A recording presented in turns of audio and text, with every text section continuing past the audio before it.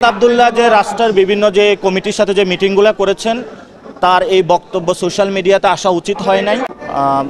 প্রিয় সাংবাদিকবৃন্দ, প্রথমত আওয়ামী লীগের আমরা যে দাবিটি তুলেছি, আওয়ামী লীগের নিবন্ধন বাতিল করতে হবে। বিচারিক প্রক্রিয়ার মাধ্যমে আওয়ামী লীগকে একটি নিষিদ্ধ দল, ব্যক্তি এবং আওয়ামী লীগের যারা সহযোগী ছিল তাদেরকে সেই নিষিদ্ধের জায়গায় নিয়ে আসতে হবে। ইতিমধ্যে আপনারা দেখেছেন বিশ্ব যে সংস্থাগুলো রয়েছে ইউএন রিপোর্টে, সেখানে তারা যে এখানে মাস কিলিং চালিয়েছে সেটা ইতিমধ্যেই প্রুভেন এবং জনগণের সামনে উন্মোচিত। আমাদের রাজপথ এখনো রক্তাক্ত, বিভিন্ন জায়গায় আমরা দেখছি আহত শহীদরা এখনো কাতরাচ্ছে। পুরো বাংলাদেশের আজকে আমরা আন্দোলন শুরু করেছি, গত 6 মাস আমরা আন্দোলন করেছি। আমাদের এই যাত্রায় আওয়ামী লীগ নিষিদ্ধ, আওয়ামী লীগের নিবন্ধন বাতিল, এই দুইটি কার্যক্রম সম্পূর্ণ ছাড়া আমরা ঘরে ফিরে যাব না। এবং এটা নিয়ে আমরা আজকে মাঠে সোচ্চার আছি, ভবিষ্যতে ইনশাল্লাহ মাঠে সোচ্চার থাকবো।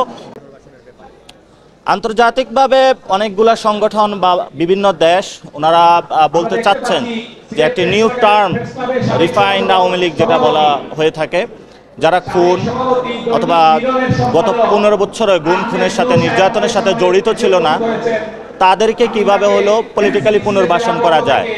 আমরা সেখানে বলেছি আওয়ামী লীগ দল হিসেবে বাংলাদেশে রাজনীতি করার তাদের অধিকার নাই।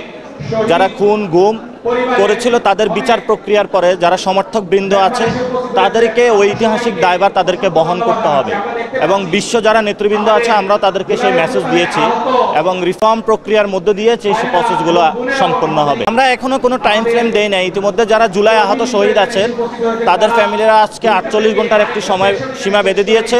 আমরা আশা করি সরকার থেকে 48 ঘন্টার ভিতরে জুলাই আহত শহীদরা যে টাইম ফ্রেমটা দিয়েছেন সেটার সাথে আমরা ঐক্যমত পোষণ করছি এবং ভবিষ্যতে বাংলাদেশের আওয়ামী লীগ এবং তাদের যারা দোষর রয়েছে তাদের বিচার এবং নিষিদ্ধকরণ প্রশ্নে আমরা যে মাঠে নেমেছি, এই মাঠে আমরা বিজয়টা নিয়ে ফিরব। তবে আমরা অতি দ্রুতই এই বিষয়ে সকল মহলের সাথে বসবো, কিন্তু আমরা নির্দিষ্ট কোনো টাইম ফ্রেম এখনো দেই নাই।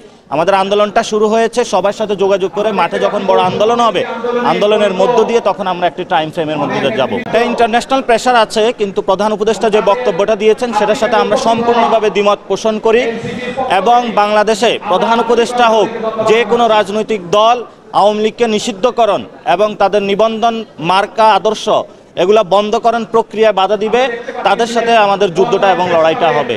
সেই ক্ষেত্রে আমরা আমাদের যুদ্ধ থেকে একটু কোনো পিছপা হব না, আমাদের সে লড়াই। আব্দুল্লাহ যে রাষ্ট্রের বিভিন্ন যে কমিটির সাথে যে মিটিংগুলো করেছেন তার এই বক্তব্য সোশ্যাল মিডিয়াতে আসা উচিত হয় নাই।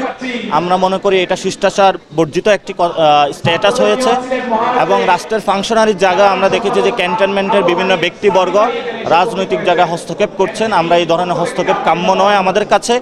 রাজনৈতিক ডিসিশনগুলো রাজনৈতিক ব্যক্তিবর্গ নিবে এবং সেখানে বিভিন্ন যে ইনস্টিটিউশনগুলো আছে সরকারি তাদেরকে জড়িত না হওয়ার জন্য আমরা অনুরোধ জানাই।